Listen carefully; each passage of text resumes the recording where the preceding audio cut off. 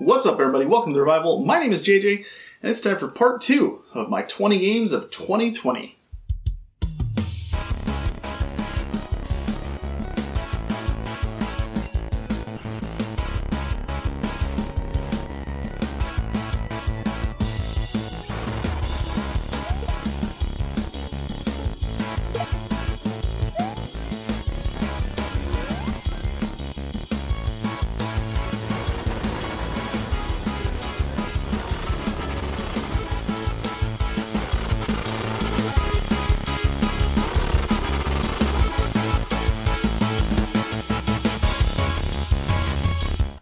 Side note, the 20 games has nothing to do with the year. It's just I picked 20 games to beat by the end of the year. That's all.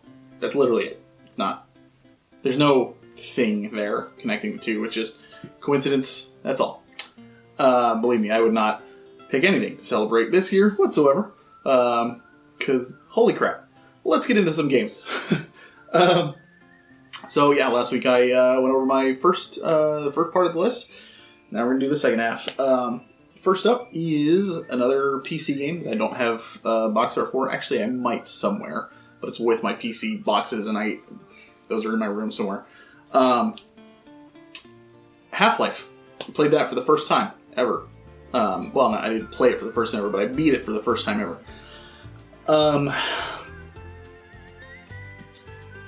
It's another one of those that didn't age super well. I played the original version. I didn't play the Black Mesa or whatever it's called. Because I really wanted to see the original. I like putting myself back into that time and kind of like trying to think about what it would have been like to see this for the first time, you know, in that time frame. So I really, I thought it was really cool. Again, kind of like what I said about Metal Gear Solid. I don't know that it's something I'll ever go back and play again, but it was really cool to play such an iconic piece of gaming history and to finally finish it and knock it off the backlog. So I'm so glad that I finally got that one, because that one's been on my mind for a long time. I have countless times have I sat in front of my computer to play something else or do something else and been like, oh man, I really got to finish Half-Life.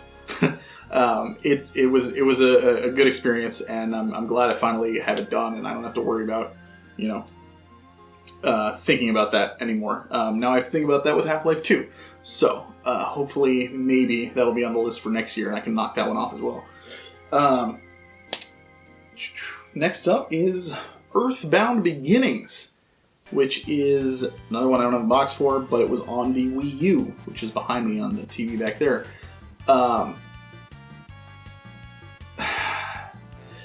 Earthbound it is not. What's cool about it is you can definitely see where Earthbound got its roots. It's not an easy game to get through by any means. Definitely, if you're going to give it a shot, use a guide for sure. I would have been completely lost without it. The battle system is tougher. There is a lot less you can do control-wise. There's a lot more backtracking, it felt like, as opposed to Earthbound. Earthbound is basically like a much cleaner, more streamlined, better version of Earthbound Beginnings. And, understandably so. Earthbound Beginnings is their first foray into it, and Earthbound was the next step up. And it clearly is a step up. I'm glad I played it.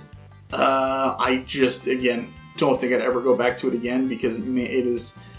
If you want to play a game like that, just play Earthbound, quite frankly. Unless you really are like, I want to see where this game came from. I love Earthbound so much that I just have to go and see where it came from. Check it out, absolutely. You don't even need to finish it necessarily. You can get into it and see the mechanics, because you play for like 15-20 minutes and you're like, oh yeah, okay, yeah. You see that, the series in its infancy, and it's really cool to just kind of see where it all came from and those ideas that were sparked in the beginning. So I'm glad I played it for that reason alone, because I am such a big Earthbound fan and I adore that game. So yeah, for sure. Next, I think that's it for boxless ones, right? Yes. Okay. So now I should be able to just go down the list. First up, not that I have a box for it, but Tales of Fantasia on the Game Boy Advance. This was actually the first game that I played in this year. I played this on Game Boy Advance, obviously, and I picked it because it was right when I was moving into my new place, into this place. And I was like, I'm going to be moving, I'm not going to have a lot of stuff set up for a bit, so I should probably pick a portable game to play.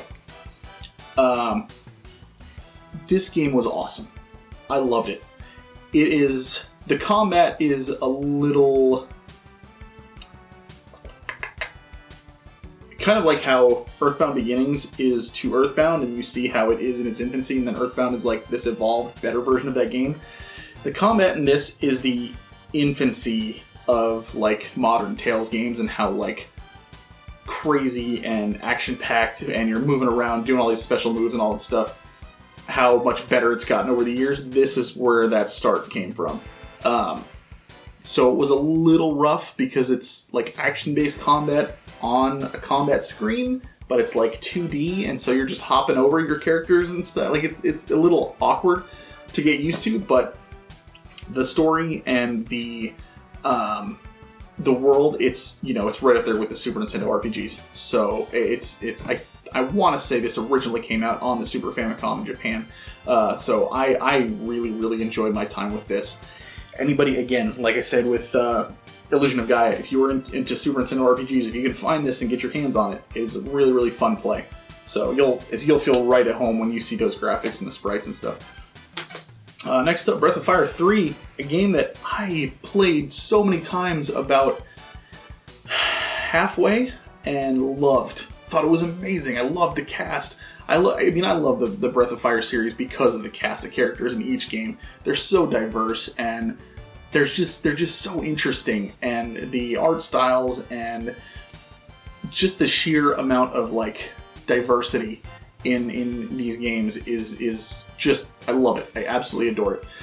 I never played the second half before, and now that I have, I don't like this game as much. I still think it's a great game, don't get me wrong. But man, those mini games, that almost ruined it for me and almost made me want to quit. There were a handful that were just damn near impossible. Damn near impossible for me, because I'm terrible at mini games and button timing and all that kind of stuff. And they make it required to do some of the things to move forward in the game, which is always a mistake in my eyes. I just was not a fan of it. If you played this game and if you finished it, you know what I'm talking about. There's several. Like the rope pulling one was god awful. The one in the well I did not like, although I got that one a little bit easier. There's just... I'm just not a fan of the minigames. Everything else in this game, loved it. It was absolutely wonderful, and I had a great time with it. But anytime a new minigame would come up, I would just be like, here we go again. And it just sucked. But other than that, yeah, really, really enjoyed it, and I'm super looking forward to getting into Breath of Fire 4. Next up, Beyond Good and Evil. I wanted to play this one for a while. My buddy Mark, who did TFN with me, he is a massive fan of this game, and I remember being at the lake with him and his family when we were kids, and, high school, and he was playing this, and I thought it looked kind of goofy. I was like, I don't know, these characters are so weird, and there's like a talking pig, and like, what is happening? And it's just, I don't know, it's odd. But he swears by it, and so I was like, you know what, I'll play it one day. So I put it on the list for this year, and I'm really glad I played it. I wanted more, quite frankly.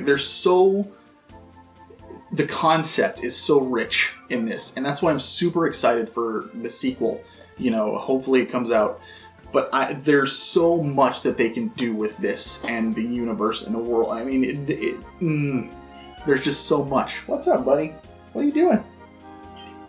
What are you just meowing? I'm trying to talk about Beyond Good and Evil. Yeah, I know. It was a good game. Yeah, I liked it too. But if you can get your hands on this and you can try it out. I played the original. I guess they've cleaned a few things up. They did a remaster or something on, I think, PS4, maybe? But I would say play it for sure. Just, you'll see the potential there, and to know that they're looking at a sequel, they could go, and man, if they went big with it, there is so much they could do with it. So, really looking forward to seeing what they do, and if they, come through on that aspect. Next, Nier Automata. One of those? Nier. On PS4, that's what I played. I liked it a lot. The gameplay is super, super fast-paced and addicting. There's different styles of gameplay. There's shooter aspects, there's sword fighting aspects, puzzles. It's really, really just, there's a lot to offer here. The only thing I'm not super crazy about, like, I mean, it's like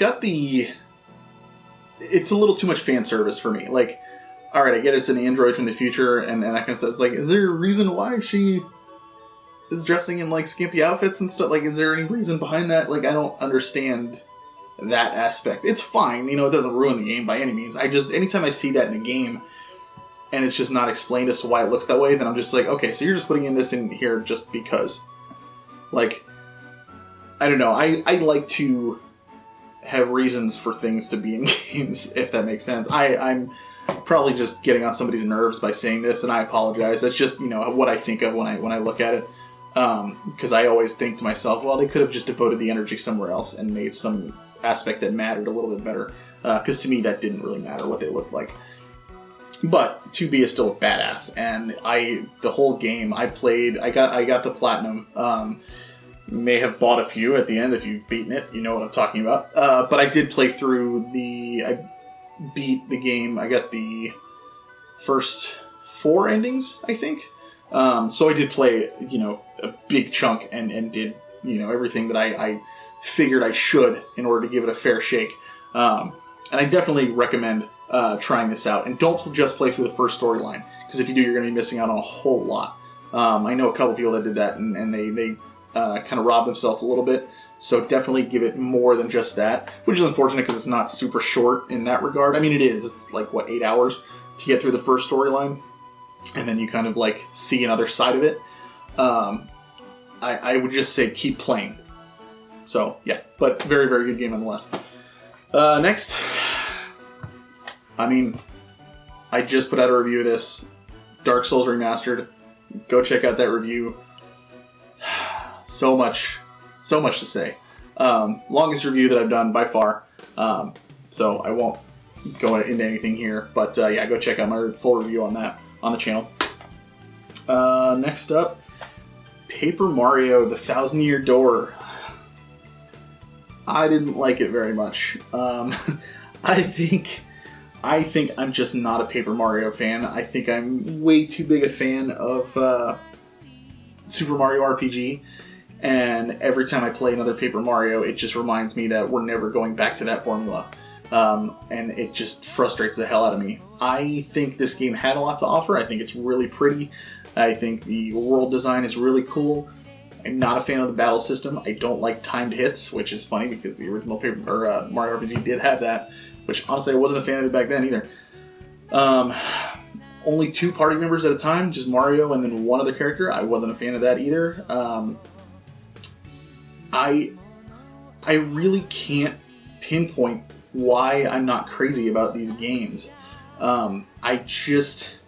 They just don't hit me. They don't strike that chord.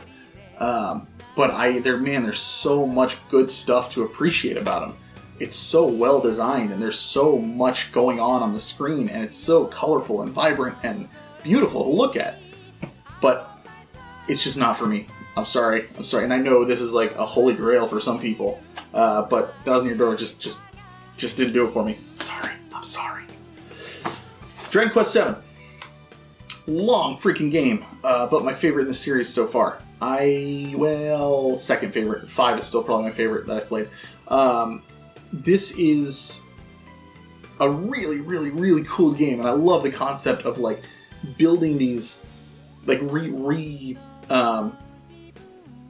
restoring these old worlds that had, the old continents and islands and stuff that had disappeared, and you go back in time and you fix whatever problem it was that made them disappear, and then they show up in the present day, and you can go back and forth in time, and there's so much to do, and there's so many islands to go to, and so many places you can visit, and so much story here, and each one of them has its own little mini adventure. That was my favorite part. Like, the overall story, it's okay, but the little, on each, little time jump that you do when you go back and try to help another group of people, another continent, another island, those little mini stories were the best parts of this game. It was so much fun.